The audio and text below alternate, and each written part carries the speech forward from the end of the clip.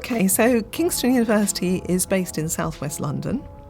We're actually situated on 4 campuses, which are all within the Kingston area. So we have a library on each of those 4 main campuses. We have just over 20,000 students and about 2,500 staff. And we have 5 faculties teaching across a very wide range of subjects. We've had what I always say is quite a checkered history with reading lists.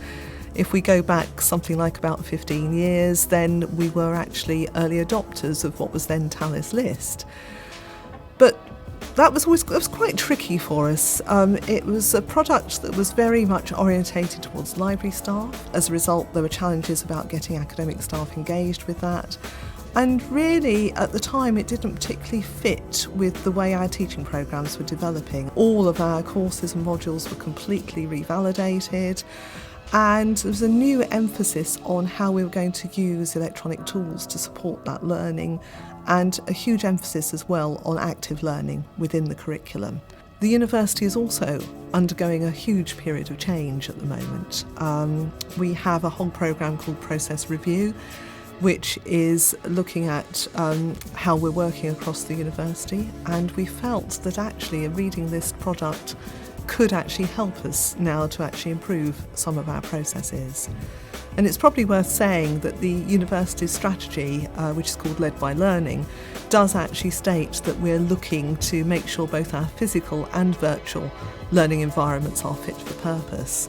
So we think that a reading list product really does complement that strategy.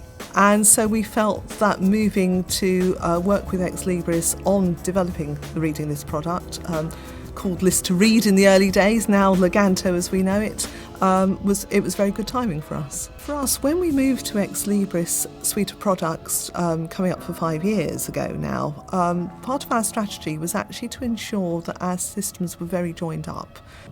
We were at that stage juggling lots of different pieces of software that all had to be sort of knitted together, and we were finding that it was taking so much time and effort and really giving our students quite a poor experience.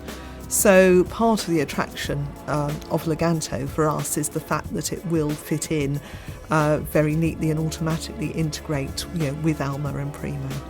Okay, well I think you've got that absolutely in the right order there, in the sense that students come first. I think the example I'm going to give is something that many librarians will identify with. It's the age-old problem of the student who, particularly say the first year student arriving, trying to find items on their reading list, think they're doing the right thing, or trying to do the right thing in using the library catalogue, can't find what they're looking for. And then it's actually quite embarrassing for library staff when we then try and help them out, and actually we realise that the reason they can't find something is because we don't have it. And so somewhere down the line, our communications have broken down with the member of teaching staff who's perhaps decided to make a last-minute change to a list, suddenly do an update without realising they haven't alerted us along the way, or making an assumption that we've got something. So what we're really hoping is to improve the student experience by being more joined up in our own processes and in how we actually use the product with both ourselves as library staff and with our academics. So I think another key thing with Leganto is that really the process starts with the academic. So if they are building their reading list in the tool itself, cross-checking with our catalogue, with other resources, if that is then coming into the library as a process where librarians can actually then check the reading list and then actually trigger orders and activations where required, then actually we're starting to be much more joined up, and hopefully what the student will see at the other end is a reading list, or resource list, because I think I should emphasise that our students don't just get books and journals on those lists, but that will be a list that actually really reflects what it is they need. Well, I think I mentioned earlier that we brought in a new academic framework which has active learning very much at the heart of it.